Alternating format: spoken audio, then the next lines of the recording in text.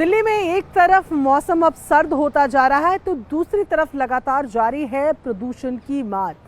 इस वक्त दिन का वक्त हो चला है, लेकिन अब भी ये प्रदूषण के स्तर की अगर बात की जाए, AQI की अगर बात की जाए तो वो 470 से ऊपर बना हुआ है, यानी कि बेहद गंभीर हैजार्डस कैटेगरी जिसको कहा जाता है उसमें बना हुआ है। देखिए, जब हम AQI लेवल की बात करते हैं तो मोटे तौर पर कुछ कैटेगरीज होती है जिसमें गुड होता है, वेरी गुड होता है, पुअर, वेरी पुअर, उसके बाद सीवियर और उसके बाद ये हैजार्डस जिसे हम बेहद गंभीर की श्रेणी मानते हैं उसे कहा जाता है। अब 3 दिन हो गए हैं लगातार दिल्ली में AQI लेवल जो है वो 450 से पार बना हुआ है और अभी भी यही स्थिति है। कल रात होने तक जो AQI लेवल था वो 495 से लेकर 496 तक पहुंच गया था, जहां पर दिल्ली के 35 स्टेशन में से 25 से ज़्यादा स्टेशन 500 AQI छू चुके थे। ये AQI का जो पूरा चार्ट होता है ये केवल 500 तक होता है और ऐसे में 500 तक के लेवल को कल क्रॉस कर लिया था। अब कल के बाद आज धीरे धीरे ये AQI कम हो रहा है, लेकिन अभी भी 450 से ज़्यादा बना हुआ है। साथ ही साथ ठंड का भी आगाज़ होने लगा है, तापमान में भी गिरावट आई है। न्यूनतम तापमान अगर बात की जाए तो 13.9 आज सुबह रिकॉर्ड किया गया है। तो ऐसे में इसका भी असर जो है वो प्रदूषण में स्मॉग के रूप में देखने को मिलता है। तो सबसे पहला तो हम आपको बताते हैं कि दिल्ली में ये स्थिति बन कैसे रही और अचानक से ये ज़्यादा देखने को क्यों मिल रहा है।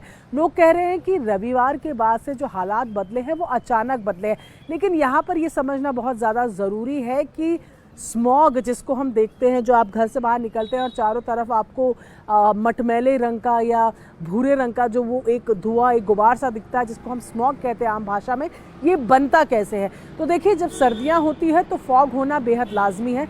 फॉग बना रहता है, डेंस फॉग भी होता है, मॉडरेट फॉग भी होता है। जब इसमें विजिबिलिटी, जब आप जो आमने सामने देख पाते हैं, इसकी विजिबिलिटी जब 1000 मीटर से कम होने लगती है तो उसको फॉग कहा जाता है।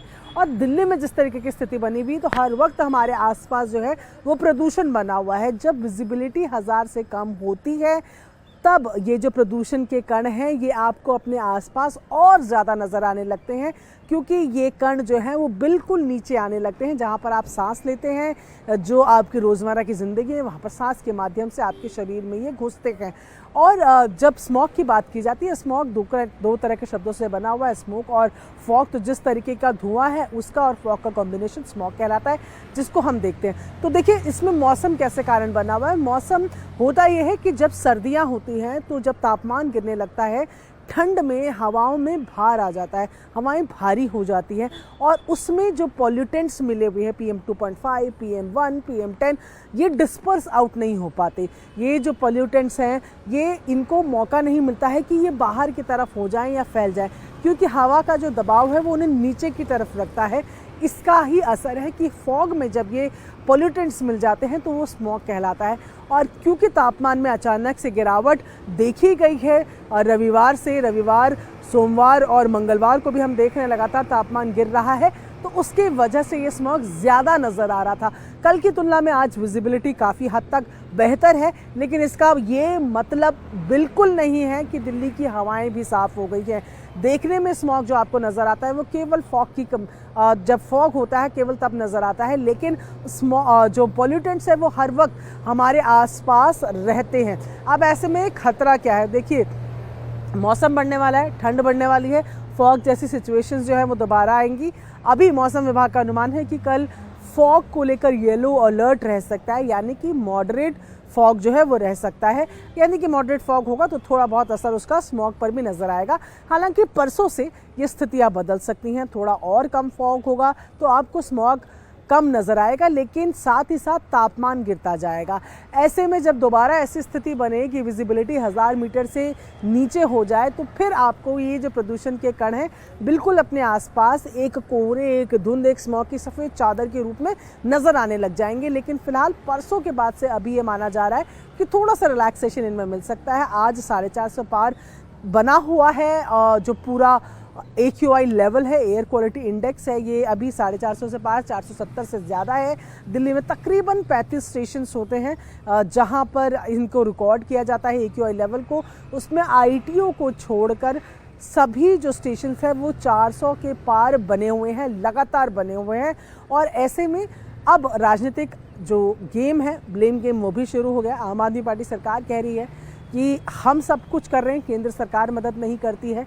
आज कहा गया है कि दिल्ली में आर्टिफिशियल रेन करवाई जाए, जिससे कि आर्टिफिशियल रेन होगी तो पानी आएगा, पानी बरसेगा, पॉल्यूटेंट सारे ज़मीन में गिर जाएंगे और हवा साफ़ हो जाएगी। लेकिन क्या आर्टिफिशियल रेन इतनी आसान है? आर्टिफिशियल रेन के लिए अपनी कुछ कंडीशंस होनी चाहिए, जैसे कि कुछ बादल होने चाहिए, थोड़े बहुत बादल होने चाहिए, बाकियों को क्रिएट किया जाता है, हवाएं चलनी चाहिए ताकि डिस्पर्सन आराम से हो। लेकिन फिलहाल ऐसी कोई भी सिचुएशन जो है वो दिल्ली में बनती हुई नज़र नहीं आ रही है बतौर एक्सपर्ट्स। अब बीजेपी क्या कह रही है? बीजेपी का कहना है कि 10 साल से काबिज है सत्ता पर आम आदमी पार्टी, और 10 साल के बाद भी अगर वो केंद्र पे या हरियाणा सरकार पे या यूपी सरकार पे अगर ब्लेम डालेगी तो कहीं ना कहीं अपनी नाकामी को छुपा रही है। उनका साफ तौर पर कहना है कि केंद्र सरकार ने दिल्ली सरकार की बाहर एक्सप्रेसवेज बनाकर, वेस्टर्न ईस्टर्न पेरिफेरी वे बनाकर, आउटर रिंग रोड्स बनाकर, मेट्रो को देकर उनकी मदद की है।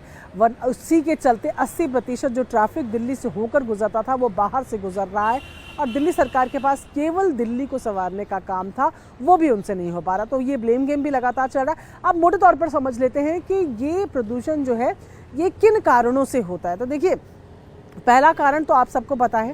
पहला कारण ये है कि दिल्ली में, जैसे कि हम लगातार बता रहे हैं, कि अगर हवाएं बंद हो जाती हैं, जो स्पीड है हवाओं की कम होने लगती है, तो पराली जो आ रही होती है उस तरफ से जो हवाएं चलती हैं वो पराली का धुआं अपने साथ लेकर आती है। तो वहाँ से धीरे धीरे वो हवाएं चलती हैं दिल्ली में, क्योंकि कोई विंड स्पीड नहीं है तो यहाँ पर वो हमारे इन्वायरमेंट में घुला मिला रह जाता है। पहला कारण ये। दूसरा कारण है जो वाहनों से निकलने वाला धुआं है, वो बहुत बड़ा पॉल्यूटेंट का कारण है। वाहनों से निकलने वाला धुआं, इसी वजह से जब भी हम सीवियर लेवल की बात करते हैं तो ऑड इवन जैसी चीज़ें भी सामने आती है, जिसके बाद हम डिस्कस करेंगे। तीसरा मुख्य कारण है डस्टिंग। डस्टिंग जो झाड़ू में भी होती है, जो कंस्ट्रक्शन में भी होती है। इन तमाम जगहों पे जो आप मैनुअल स्वीपिंग करते हैं या कंस्ट्रक्शन के किस तरीके के काम है या तोड़ फोड़ के काम है, इन सब में डस्ट इन्वॉल्व होता है, और वो इतने छोटे कण होते हैं कि कब आप उन्हें अपने नाक के ज़रिए अपने लंग्स में लेते हैं आपको मालूम भी नहीं चलता है। तो अब दिल्ली में GRAP का लेवल 4 लगा हुआ है। सुप्रीम कोर्ट ने साफ शब्दों में कहा है कि AQI भले ही नीचे आ जाए, जब तक सुप्रीम कोर्ट नहीं कहेगा तब तक स्टेज 4 ग्रैप जो है वो उसको नहीं हटाया जाएगा। तो क्या कुछ होता है इस ग्रैप में, ये भी आपको समझा देते हैं। ग्रैप में देखिए, कंस्ट्रक्शन डिस्ट्रक्शन का काम लेवल 4 पे आके पूरी तरह बंद हो जाता है। डीजल ट्रकों की जो ट्रक एंटर करते हैं, अगर वो एसेंशियल सामान लेकर आ रहे हैं तो उनकी एंट्रीज होगी। BS6 से पुराना अगर उनका इंजन है तो वो एंटर नहीं कर सकते। CNG है, इलेक्ट्रिक है, तो आप दिल्ली के बॉर्डर पर आ सकते हैं। इसके अलावा मैकेनालाइज स्वीपिंग्स होंगी, यानी कि हाथ से झाड़ू लगाने वाला काम नहीं होगा। बड़ी बड़ी मशीनें हैं जो सड़कों की सफाई का काम करेंगी। छोटे मोटे सीवर के काम या पाइपलाइन के काम, ये तमाम तरीके के कामों को GRAP लेवल 4 पे बंद कर दिया जाता है। तो अब सोल्यूशन क्या है? सोल्यूशन फिलहाल जो दिल्ली सरकार देख रही है, उनका कहना है कि आर्टिफिशियल रेन उनको इकलौता सोल्यूशन यहाँ पर नज़र आता है। स्कूलों के बच्चों को, जो बच्चे थे वो इससे अफेक्टेड ना हो, इसलिए उनके स्कूल्स को बंद कर दिया गया है। यूनिवर्सिटीज़ जो हैं दिल्ली की, आप चाहे DU की बात करें, JNU की बात करें, जामिया की बात करें, अम्बेडकर यूनिवर्सिटी की बात करें, ये तमाम यूनिवर्सिटीज़ जो हैं ये ऑफलाइन मोड से हटकर ऑनलाइन मोड पर आ गई हैं। एक हफ्ते के लिए तकरीबन 22 तारीख तक ये लोग ऑफलाइन मोड पे आ गए हैं, ऑनलाइन मोड पर आ गए, जहाँ पर ऑनलाइन क्लासेस होंगी। और इसके अलावा एक और उपाय जो है वो ऑड इवन का है, जो कि बेहद क्षणिक उपाय अगर उसको कहा जाए तो गलत नहीं है। एक आध दिन का वो उपाय भी एक सोल्यूशंस में से, क्योंकि दिल्ली एक बार ऑड इवन देख चुकी है, जिसकी वजह से व्हीकुलर जो पोल्यूशन है वो कम होगा। बहरहाल दिल्ली की हालत ये है कि दिन का वक्त हो चुका है, सूरज का अता पता नहीं है। लगातार प्रदूषण का जो स्तर है वो 450 से तो कई पार चल रहा है, 470 से पार है। धीरे धीरे AQI लेवल में गिरावट ज़रूर आ रही है, लेकिन दिल्ली वालों को आने वाले 3 से 4 दिनों में भी इस तरह के प्रदूषण से राहत मिलती हुई नज़र नहीं आ रही है।